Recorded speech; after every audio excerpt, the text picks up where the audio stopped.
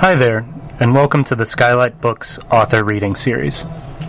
If you'd like to learn more about us and our many upcoming author events, please visit skylightbooks.com, where you can browse our inventory, buy books, and join our Friends with Benefits Club.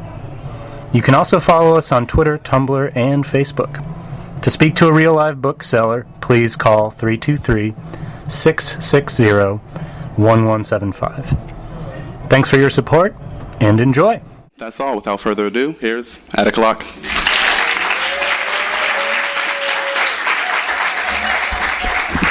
Hello. Wow. This is an extraordinarily lovely time in my professional life. And a lot of that has to do with the ability to be myself into this, which decade is it? Fourth. And that kind of what, funnily enough, started here in that fiction section. I came here about 8 years ago, bored with being a Hollywood feature screenwriter, and I walked through the fiction section. I kept picking up books and like reading the first page and not looking to shop. But when I walked out of here, I said, I think I could write a book. I could probably write a book. So this is an immense pleasure for me to be here. So I think what I'll do is talk a little about the book, read a little bit, and then leave, time for us to have a discussion if anybody's interested in doing so. I'm looking out at so many people I love. It's kind of amazing. All right, so Pleasantville. My dad ran for mayor in 2009 of Houston, Texas. It was awful. I see some of his campaign staff here, which is my siblings. It was probably one of the oddest, most painful experiences of my life, for many reasons. But I will say this, when I went to go help him, I flew into Houston from a big plantation in Louisiana where I was researching the cutting season. And I flew into Houston, and I get on my Locke for Mayor t-shirt, and I'm on the ground working, and one of my first jobs was to go to Pleasantville. I was to go to a candidate forum there. And I was really to speak for my dad, but I was really there to stall because he was stuck in traffic. And so the plan was for me to say nice things about him until he could get there. And when we were riding through Pleasantville, 2009 Pleasantville was a nice middle-class neighborhood, mostly black, some beautiful homes, some empty, some boarded up, and I could not figure out why we were there. Why was every candidate for mayor, city council, congressperson in this little neighborhood figuratively on their knees begging for these people's votes? I did not understand until I learned about the history of Pleasantville, which is what birthed this book.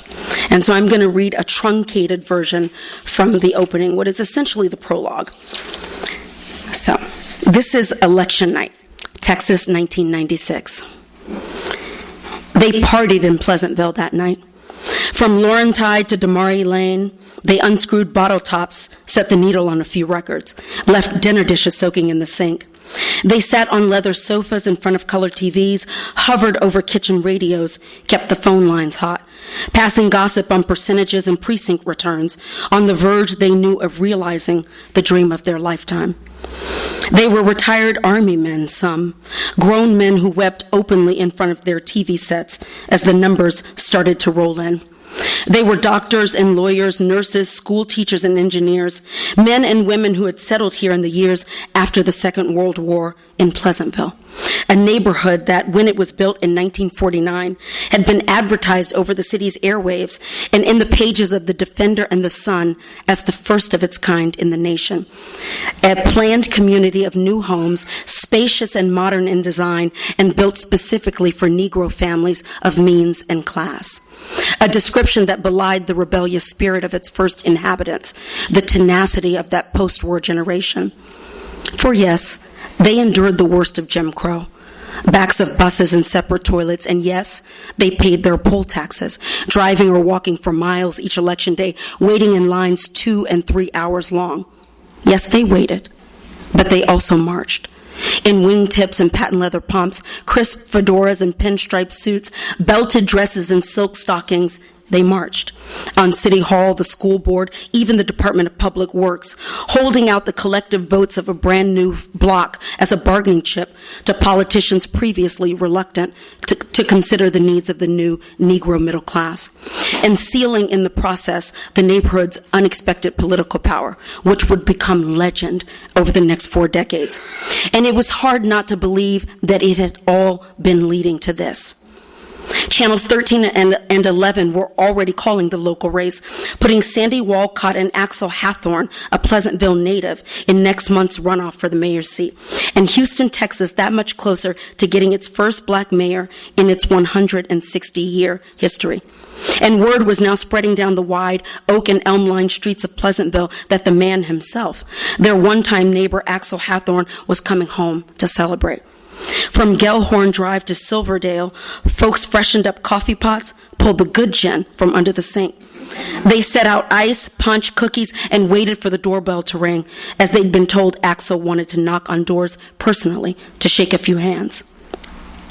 The girl, she wasn't invited, but she didn't expect to be.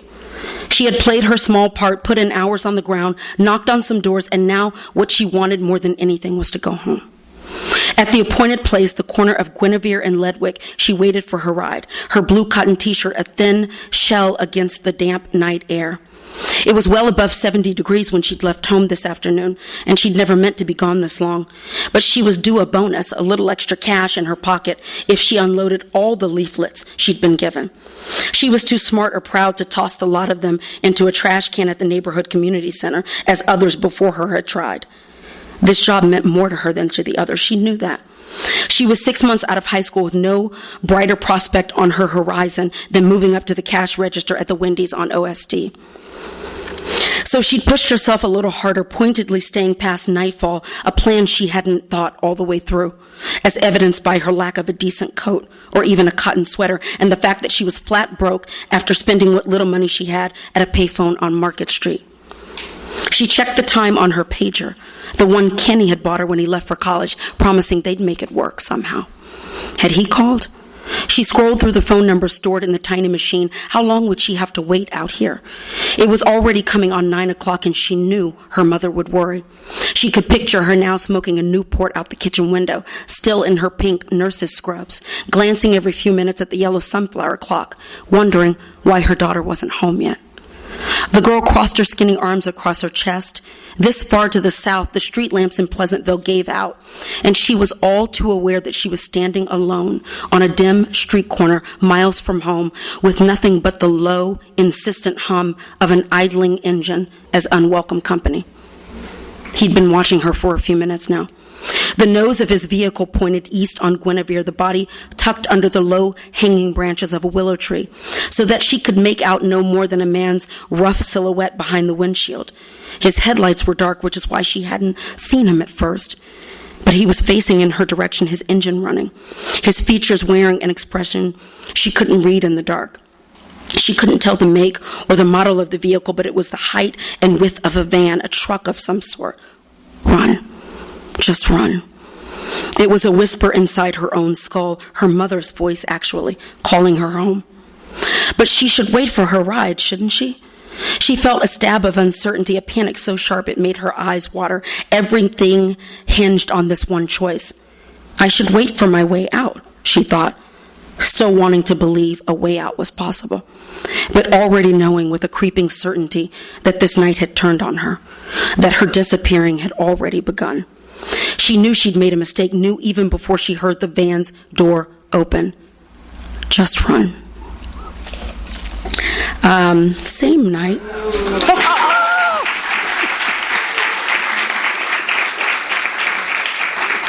I would be remiss not to introduce Jay. Jay Porter stood on his own lonely street corner clear across town. It was late that same night, a little after 11, when he got the call that someone had broken into his office on Brazos Street, south of downtown.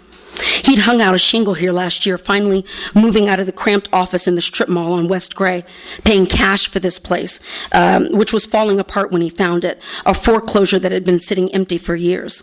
The house was a modest Victorian with good bones and an open floor plan and a room upstairs for his law library. It was the kind of house Bernie would have liked to call her own, even more than the rambling suburban three-bedroom ranch they'd settled in a few years after their youngest was born. Jay had refurbished the 87-year-old Victorian himself, as if his wife might yet have the chance to spend slow afternoons on its wraparound porch, as if they might still have a shot at starting over. He half expected to walk through the front yard's wrought iron gate one day and find her sitting there on the white two-seater swing he'd built himself. The house, with its bottomless demands and clamors for his attention, missing doorknobs and broken light fixtures, the floors he'd stripped by hand, had saved his life during the worst of this past year. He thanked it daily for putting tools in his hands, all those long afternoons when he let his practice go to shit. There'd been 3 break-ins in the area since June. They must have come in through a window this time, he thought. When he'd pulled up to the house, the headlights of his Land Cruiser had swept the front porch, lighting up pieces of broken glass. There were shards of it still scattered across the porch's wide slats. Whoever had broken in tonight had exited the house a different way, or was at this very moment still inside. Jay, who didn't keep guns in his home anymore, not since the kids, had a single registered firearm, and it was right now sitting useless inside a locked box in the bottom drawer of his office desk. Hence his patient vigil across the street, waiting for the cops. There was nothing in that office that he couldn't live without, not a thing in the world he would put before the need to get home to his family in one piece. He wasn't trying to be a hero. The Crown Victoria came riding low with its light bar off, its tires crunching loose gravel in the street. The officers pulled to a stop at an angle that brought the front end of their cruiser to rest nearly at Jay's feet at the curb, its headlights hitting him square in the chest. He instinctively raised his hands. "Porter," he said, "this is my place." The woman was youngish and short. Her hair was slicked back into a tiny nub of a bun. She came out the car first, one hand on the handle of her service weapon, already en route to the front door. "You been inside?" Jay shook his head, stepping aside to let her pass. He handed her the key to the front door. Crossing the threshold, the woman's partner, too, put a hand on the handle of his pistol. Jay followed them into the house, the soft creak of the pine floors beneath their feet, the only sound in the dark. He felt along the wall for the light switch, the one between the front door and Eddie May's desk. It cut a shaft of light that cut through the center of the room, shadows scattering like startled mice. The younger cop was in motion down the main hall toward the back of the house. Her partner was walking up the stairs. There was the law library up there, plus the conference room. Downstairs, Jay inspected Eddie May's desk, opening and closing drawers. Then he walked down the hall to his own office, the room closest to the back door, which was standing wide open. "Must have been the way that got out," he heard behind him. It was the cop with the mustache. "I didn't see anything upstairs." His partner likewise had nothing to report from the kitchen. She had already holstered her weapon and was reaching for an ink pen. Within 10 minutes, they filled out a full incident report. Jay could see nothing that was missing, not his checkbook, his sterling letter opener, not his collection of LPs and 45s. He had a turntable in here, too, also untouched. He checked both the petty cash and the metal lock box with his .38 revolver, which was right where he'd left it.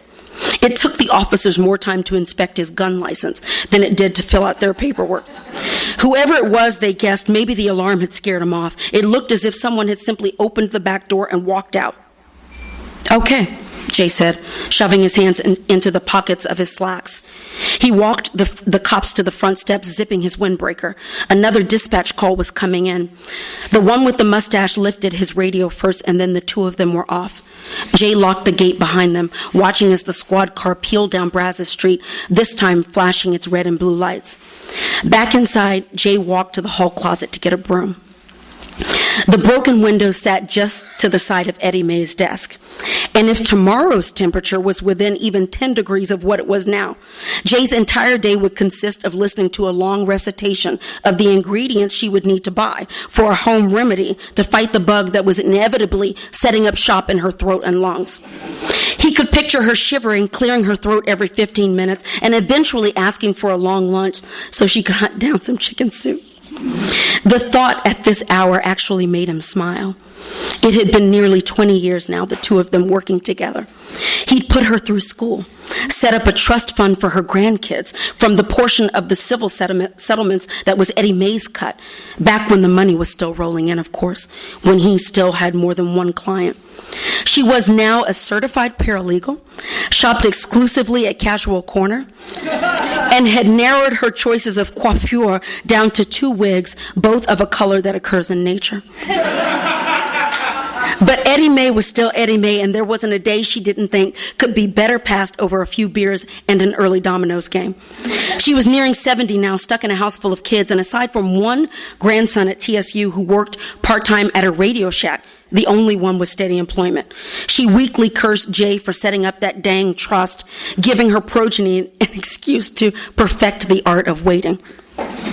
She was one of the few constants in Jay's life, and he'd come to love her for it, the parts of their daily life that he could set his watch by. Jay held the metal dustpan in his left hand. He felt his 46-year-old knees creak as he squatted beside Eddie May's desk, aiming the bristles of the broom at a spot where dozens of pieces of broken glass should have been. And that's, of course, when he saw the thief's mistake. There wasn't a single shard of glass inside the house. The floor beside Eddie May's desk was bare, covered only by the corner of a hand-woven rug. The glass is on the wrong side, he thought. It was so obvious to him now that he couldn't believe he hadn't realized it before. He couldn't believe the 2 officers hadn't noticed it either. But hell, they'd given the incident no more than 10 minutes of their time. Jay pulled himself upright. He rested one hand on the tip of the broom's handle, taking in the staged scene. If someone had broken in through this window, as Jay had originally thought, the intruder would have kicked the window in, raining glass exactly where Jay was standing now. But someone had actually kicked this window from inside the house, pushing the glass out and onto the front porch, where Jay had first seen it. Someone wanted him to think that he had come through the front window, when all the while the back door had been opened with as much ease as if Jay had unlocked it himself. The window and broken glass were just for show. It was a pointed, if unsophisticated, sleight of hand, and more effort than he imagined the average 2-bit crook looking for tools or jewelry or cash for drugs would bother with. It suggested that Jay had walked in on something he didn't as yet understand. He heard a faint thump overhead, the sound of a heavy footfall, like the heel of a boot landing on a wood floor. He looked up at the 10 ceiling tiles, rows of beveled bronze, and swore he heard it again. The gas lamp in the ceiling was swaying slightly from the weight of whatever was going on upstairs, the light pushing shadows this way and that. Jay felt his breath stop. Someone, he thought, is still in this house. Dun, dun, dun.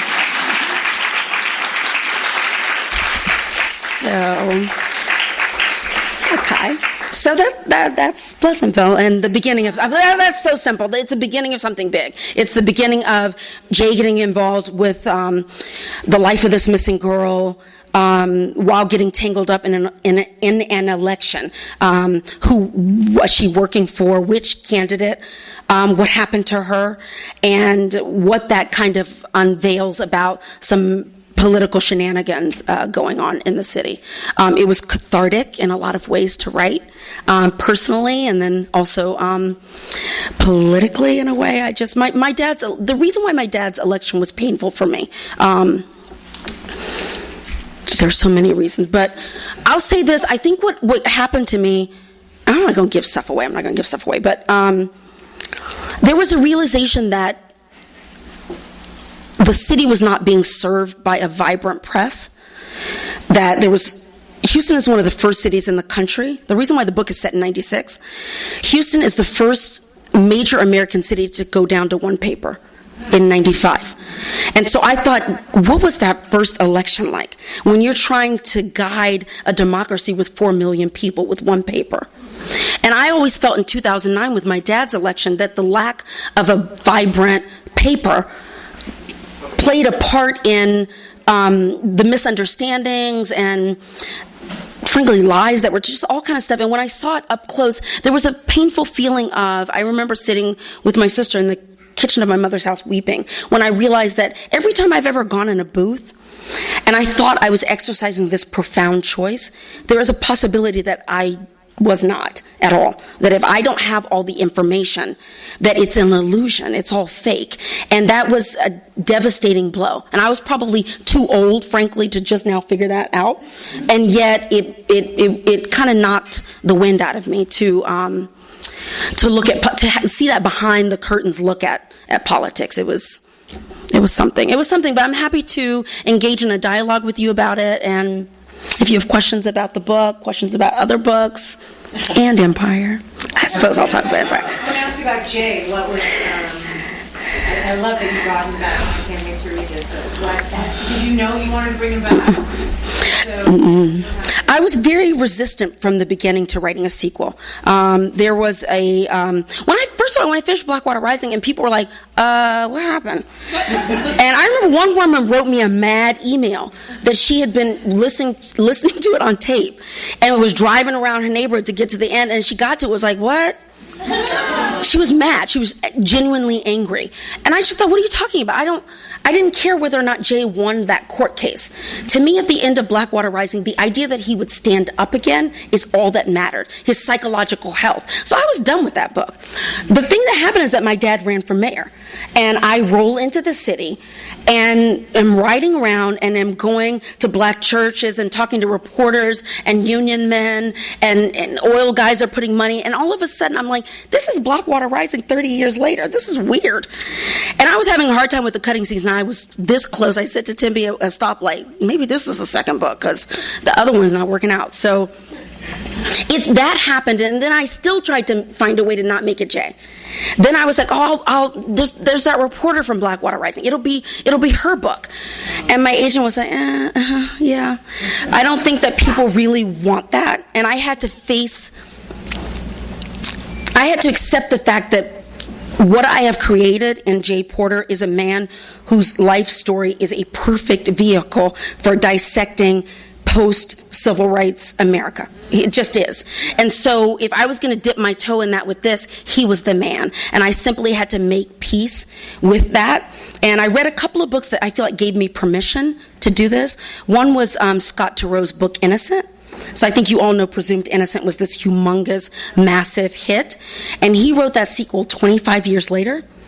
And the character's older, and so when I saw it, that it worked for someone, that they weren't trying to recreate, they were letting a man age, that kind of gave me permission. And then once I got in it, I was in it, and meeting him here, actually, there's a greater level in some ways of intimacy, because in the first book, he is so much my father in a lot of ways, that here, my dad didn't go on to be an environmental lawyer. My dad's not widowed. That was a little bit of a spoiler, but so they're not alike. And Jay could really kind of stand. It was my personal relationship with him. It was felt very intimate. Yeah. Anybody else? Yes, ma'am. Not that much of a spoiler because that's already. It's in there, pretty good. Oh, I know people. Yeah. What can you do? But anyway, I was going to say thank you for the sequel because when I read the book and I really like the character, I close the book and I want to know what happened to him, so I sort of make up something. And it's not nearly as good as what you do. So I'm very glad that I found that I'm going to get to find out more about him later. It was a delight, actually. It was truly a delight to let somebody age, and change. That he's not that trigger-happy guy in the first book. He's not as terrified in the same ways. There are other things that are terrifying him, but it was nice it felt good to be in that. Yeah. Could you talk a little bit about your writing process and how much time you spend when is it hours at a time, days at a time? Well, there's pre-Empire and post-Empire. But when I wrote this book, and then everything is, then it's pre-motherhood, post-motherhood. Everything is defined by the fact that I have a child. So, my mornings, hair, cereal, do you have your backpack? Is it all your shoes on, that? And then I get her to school, and when I wrote this book, I would come home and take a long walk. I live in Mount Washington, so I could kind of walk the hills and puzzle over what I did yesterday, where am I going? And then I would eat a very early lunch, like I've eaten lunch as early as 10:45, so I don't have to stop. And then I would just work till I had to go pick her up. And then would have to pick up extra time because that's not enough. So I wrote parts of this book. I hope it doesn't show while the Disney Channel was on. I wrote parts of this book at tennis. I mean, and you know who my idol is about that? Do you guys know Susan Straight? Susan Straight, who Tim was one of her, I've been inside Sorrow's kitchen and licked out all the pots. She teaches at UC Riverside. She has been very honest for years about writing in the van at basketball. And that's just what she had. And then as her kids got older, this is so funny, she would, as they got into high school, she would be like, oh, I got to go grocery shopping. Who wants to give me a hand? And the kids would be like, nah, we're watching TV. And then she would just stay gone for like 3 hours and just go wherever she felt like going and write. So I have learned that I don't have as much of a luxury for my own neuroses anymore because I simply don't have the time. My husband is probably laughing somewhere. Yeah, because he thinks I'm neurotic as all get out. But the fantasy that I'll present to the world is that I'm somehow stronger for having been a mother, that I have to kind of get with it. Yeah. Anybody else? Yes, ma'am. I was surprised to hear you say that you were having trouble with the cutting season because it's such a good.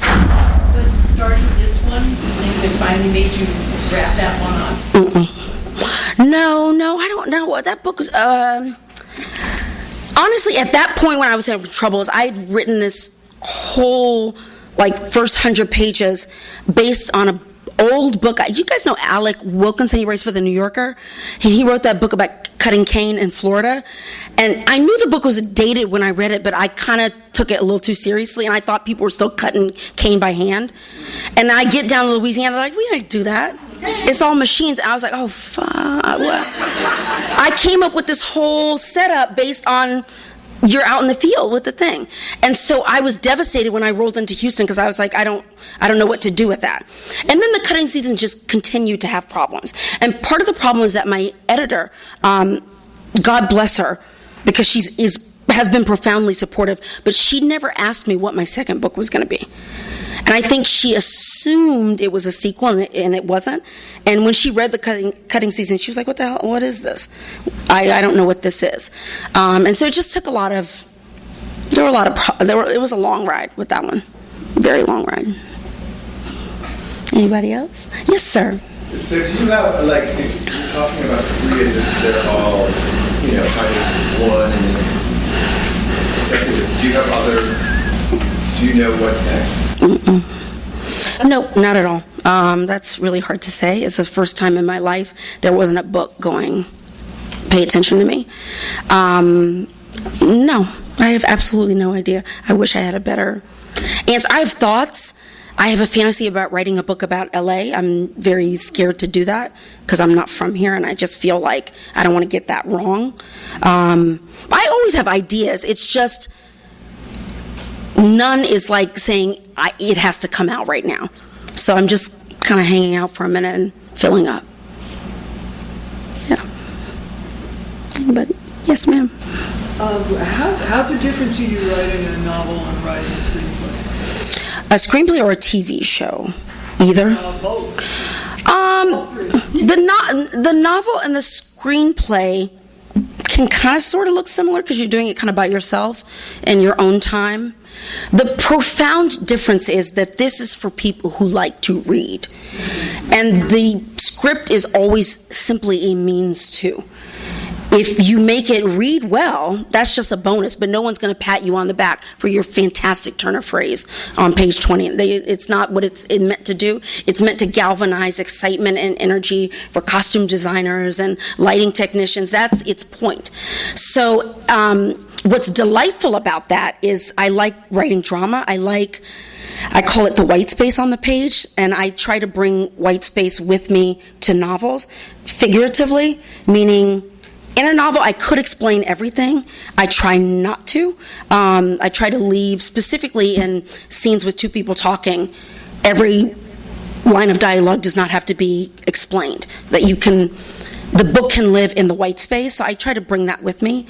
The TV show is just a completely different animal that I did not understand a year ago at all. And once because I never did team sports, I I didn't understand how you could put all people in a room, what? And you all write stuff. I didn't get it. But then over the course of our first season together, it became kind of really clear to me that we were better as a whole than anybody was individually, and that was fun to see. That was a lot of fun to see. But you're, throwing ideas off of you. You go off and write the script by yourself, but it is so profoundly collaborative that it almost exists in a world kind of by itself, kind of completely by itself. They're all fun. They're all just very, very, very different. And they all, I think, allow different things for me. Yeah. Yes, ma'am. Were you writing your novel at the same time that you were working on the show? So you only do one at a time? Yeah, what happened is I finished this book, and then I thought, I thought a lot of things that led me to. There were a lot of different steps that led me there, but this was pretty much done. I had some copy editing, I had some changes to make, but it was pretty much done. And I'm thankful for that, because I think of this book as being ambitious, and I don't think I could have done it. Well, I don't know. There's no way. There's no way. Yeah. Jaleesa? How do you get yourself through the moments where you're just like, I'm a fraud, I'm not going to write, it's going to be terrible, what I'm writing is going to be... Shut up, Carl.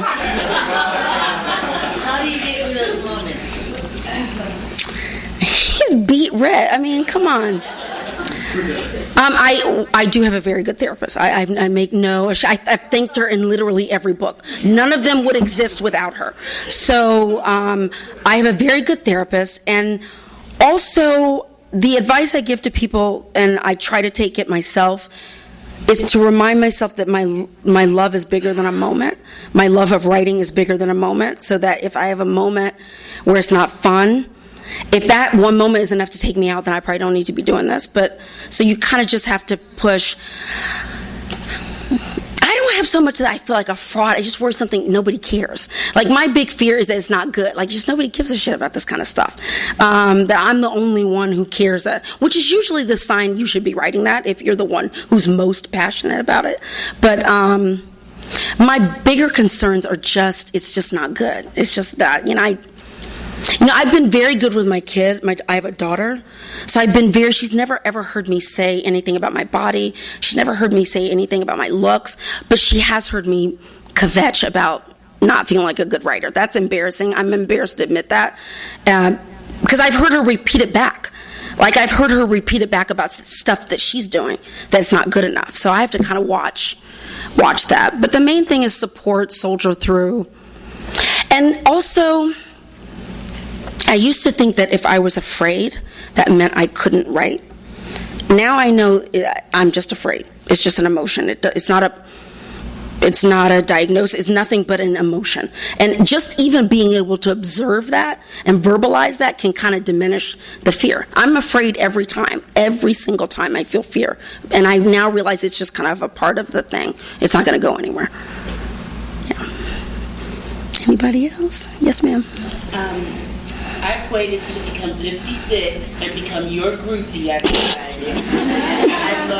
I love the way you write. Oh, thank you. And I think that one of the things as an African American, the history that you put in your books really adds to the richness of the story. I read a mystery that was talking about rice in South Carolina, but didn't talk at all about the slaves. And I was like, how are you going to leave the slaves out when that is how? Right. So for me, the cutting season and the history around Karen's family was wonderful. I didn't like her as much as I liked Jay, and I wanted to know your thoughts about, do you have a preference in but I will tell you what is an interesting social observation. Black women tell me that a lot. White women love her. They love her. It's the oddest thing. And I think I get it, but I don't quite get it. I think I get it because I think black women in particular feel that she's standoffish. And that was the point I was trying to make, that she was caught in being, her job required her to not to be caught between the masters, so to speak, of the plantation and the workers, and that being stuck in that middle was uncomfortable for her. But there are readers who have said they didn't like it either, that they just didn't feel. And I think please, I'm not a sociologist. I'm just, take all this with a grain of salt. I think that what I've heard when I hear white women talk about hers, there's something about everything that she's juggling. I don't know if they're able to strip the race out of it, and all they see is the motherhood, the broken relationship, you trying to run a crew of people. I don't know. It's just an observation around the country that I've noticed. But I do not have a preference. I mean, they both feel like family members of me. I mean, I'll stand up for Karen all day long, but it's okay to me if people don't feel that. That was kind of the point for me, that she is not beloved because of her position on the plantation, that there was a sadness and a loneliness in that. So I actually feel kind of sorry for her a little bit. Well, you did feel sorry, but you root for Jay at the end. You're like, I hope that, what's happening with Jay. Mm-hmm. And Karen, if there's something that... Mm-hmm. Well, I don't know. Yeah. I'll take it. I'll totally take it. But I personally, the question being, do I love one more than the other? And that's why you like one better. But no, I don't like one more than the other. They're just different. And they're just different. Yeah, but I love her. She's her deep ambivalence about race and all that stuff. A lot of her stuff and the class dynamics feel very of my life, of my family's life. I mean, we're kind of how many generations straight middle class Black Americans, so I have felt my own sense of discomfort that I don't have anything in common with a kid in Compton.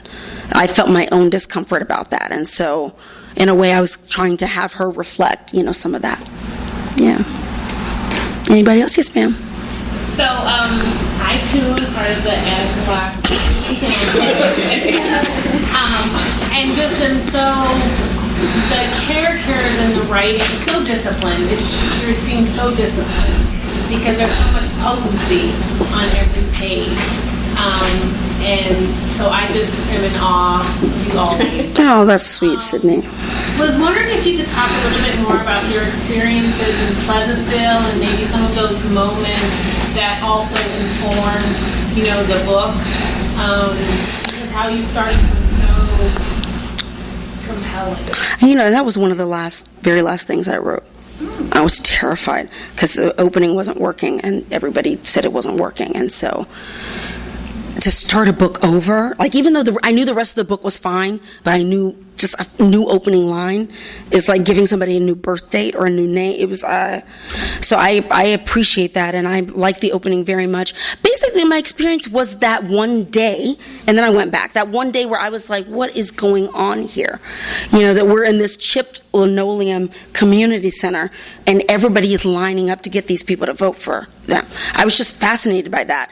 And then once that pebble, I have to say, I knew when my dad was running, I knew within 48 hours of being in Houston that I was going to write a book about it and that there would be a block walker who went missing.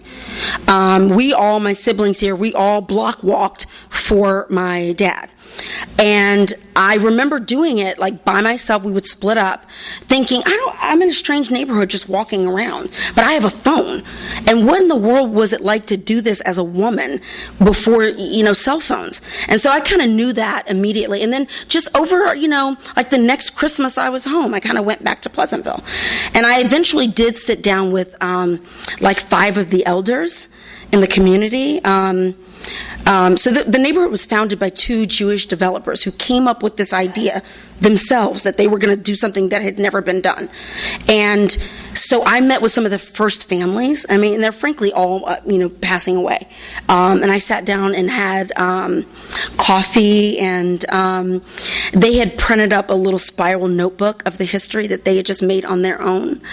And we talked, and they told stories, and it was both, I was on fire to get all of it down, but then I also felt terrified that I was going to let these people down, because one guy, Mr. Talmud Sharp, looked at me and said, "You get it right." And I was just like, because I didn't want to tell him I'm just going to bend this however I need to bend. I don't want to say that to him, but they were very kind and open about their feelings, and And that was pretty much it. You know, the rest of it was, again, every time I went home for a holiday, a wedding, go to Pleasantville. Is it pleasant? Ish. I mean, the truth of the matter is it's beginning to fall apart.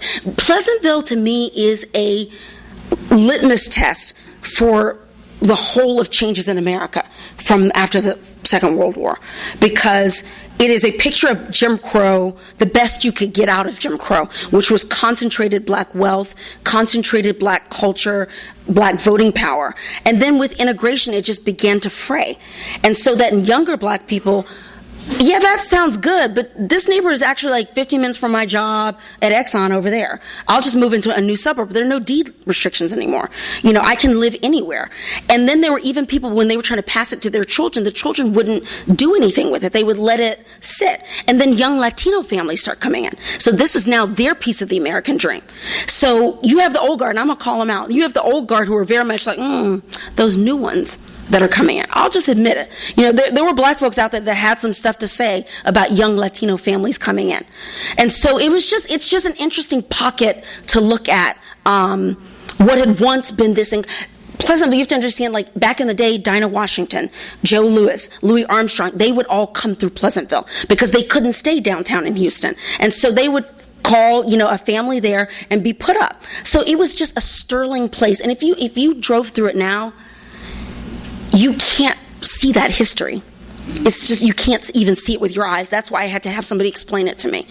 And then once somebody did, I was in. I was all in. I was just fascinated by all of it. Anybody else before I start signing books? Yes, ma'am. Can you talk a little bit about who you read while you're writing, if you read anyone who you're reading now? I'm reading Hausfrau. Anybody who's reading that? I'm reading Hausfrau. I've gotten better. I used to not be able to read fiction while I wrote, and I now can do that. I'm much better at it, and I read everything. I don't actually read mysteries that much, but I do read some crime noir stuff. I read some nonfiction. I kind of read everything. I can sometimes tell myself I want a fluff book, but I never get through them.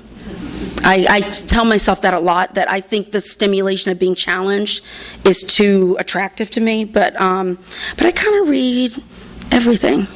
We have a little Empire book club going on.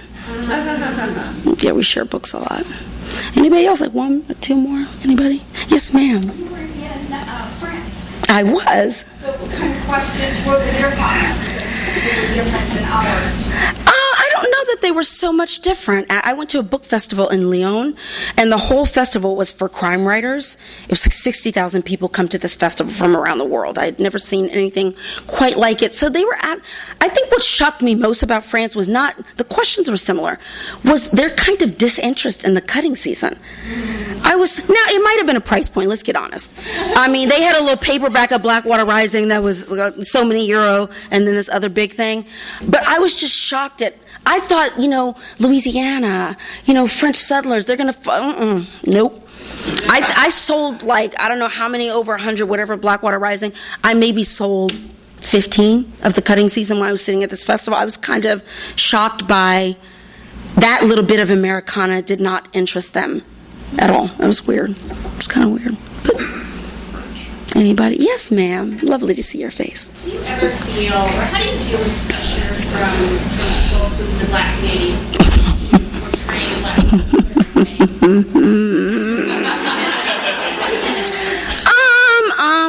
I didn't really have it this bad till Empire. I mean, nobody complained about my books like that. My feeling on it is, this is what I saw when the first Twitter stuff started coming out, when Empire started coming. What I heard from black people was pure suspicion. This is a Trojan horse. This is Fox News. This is, don't trust this. And I think that I said this on the radio, I think that black folks have been conditioned for so long to solely talk about visibility. Are we just visible on screen? That there's almost like, it's almost like we've got to learn how to flex a muscle to learn how to engage with ourselves at the level of art, where people are lying sometimes, great sometimes. And so I certainly don't engage on Twitter. I've made that mistake before, and it's awful to kind of get into like a Twitter beef with people. I try to eloquently restate my feeling that what I am most interested in doing in my life as a writer, be it for screen or books, is to, I almost hate to use this language, normalize Black life. But I remember when they were trying to write this copy, and they said something like, Jay goes into a minority neighborhood. I said, nope, do not other Blackness. No, he just goes into a neighborhood. That this is American history. This is not. So in my lifetime, that Black people's lives are presented in such a way that are full and complex and rich, and that we moved out of, the needing to portray perfect Negroes. That you know what that also does too? Here's the thing about Selma and The Butler, and God love all of these movies, and we need every single one of them. But if everything is 12 Years a Slave, and everything is The Butler, and everything is Selma, you are reinforcing the idea that we are somehow superhuman. There are studies that they did with doctors that doctors sometimes think Black people don't feel as much pain. And if our media is consistently saying that we can get our asses kicked and get up singing a hymn, then you're just suggesting that we're not human. And so I'm willing to hang out in the muckety-muck of humanity. And it can have some guns, and it can have a church scene, it can have all that. But if I'm engaged on a human level, I'm happy to push back and debate. It's hard to react to articles and this, that, and the other, but I'm in a different lane, and I'm just going to stay in that lane. Good. So, all right, you guys.